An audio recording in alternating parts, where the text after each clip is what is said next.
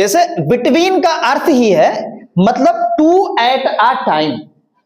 और अमंग का अर्थ है कि मतलब more than two at a time, more than two at a time. यहां पे देखो हमने क्यों लिखा ये एट अ टाइम लिखा है,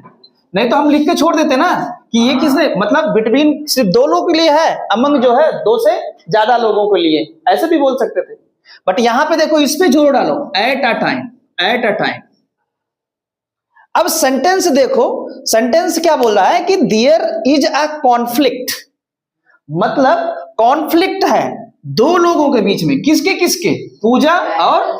सुशील के बीच में कॉन्फ्लिक्ट है। यहां पे आपको बता भी रहा है दो लोग के बीच में विवाद है, तो हम यहां पे इसलिए बिटवीन लगाएंगे। ठीक है, कोई डाउट किसी को? अब यहां पे देखो स्टूडेंट तो सारे जितने आप लोग हो, तो आप लोग क्या करोगे, डिस्कस करोगे ना किसी चीज को, अपनी अपनी बातें रखोगे, अपने अपने जो भी राय होंगे, बोलोगे कि ये चीजें ऐसा है, कोई भी मैटर हो सकता है, कोई भी मैटर चीजें हो सकता है, छुट्टी के लेके या कोई भी चीजें और लेके एग्जामिनेशन के लिए, तो सारे स्टूडेंट का मत तो एक साथ, ऐसा तो नहीं दो ही स्टूडेंट बात कर सकते हैं, इसमें लिमिटेशन तो नहीं है ना, ऐसा तो नहीं है ना, डिस्कस करना है तो दो या दो से ज्यादा लोग हो गए। क्लियर है कि नहीं? अब ऑल द स्टूडेंट, देखो यहां पे ये चीज मैटर चेंज कर देता है, शूक हैंड,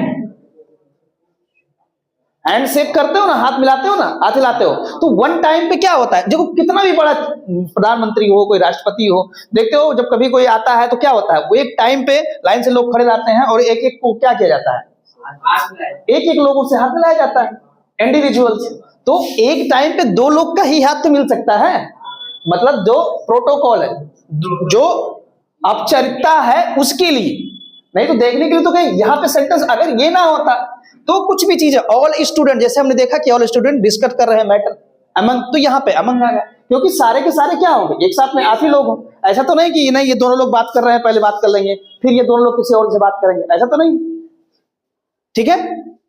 अब बोलता है there will be agreement.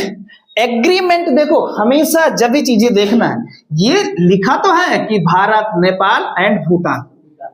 But जो एग्रीमेंट का साइन होगा दो लोगों के बीच में ही होगा। अब भारत जैसे मान लो कोई भी न्यूक्लियर पावर पे डील करना है तो पहले क्या करेगा, नेपाल से डील कर लेगा, फिर ये क्या करेगा, फिर भूटान के साथ में जाएगा। तो यहां पे भी क्या आएंगे, एग्रीमेंट भी के, ये देखो शब्द देखो एग्रीमेंट है,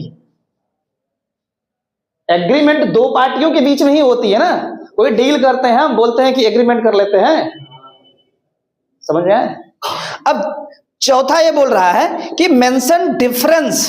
यहां पे देखो जब भी जैसे कंपैरिजन क्या करूं, कंपैरिजन तो दो भी तुलना करना, उसमें अंतर बताना है। हम ये चीजें कैसे कि सॉलिड और लिक्विड का कर सकते हैं, या लिक्विड या गैस का कर सकते हैं, तो यहां पे चीजें क्या आएगा, यहां पे भी बिटवीन आएगा। फिर यहां पे बोल रहा है कि जो पार्टी, यहां पे देखो मैच, मैच हमेशा ऐसा तो नहीं कि एक साथ तीन पार्टियों के साथ खेला जाएगा, दो ही लोग होंगे। लिखा यहां पे कुछ देखो ये शब्द ऐसे हैं कि कंफ्यूज करने दी, सर यहां पे तीन लोग लिखे हैं, अरे तुम सोचो, लॉजिकल सोचो कि थॉट अपना कि ऐसा क्या होता है। मतलब देखो इंग्लिश क्या होती, सेंस पे चलती है, कुछ भी चीज रटोगे या कुछ भी चीजें हैं तो रटने से काम नहीं होगा। ठीक है,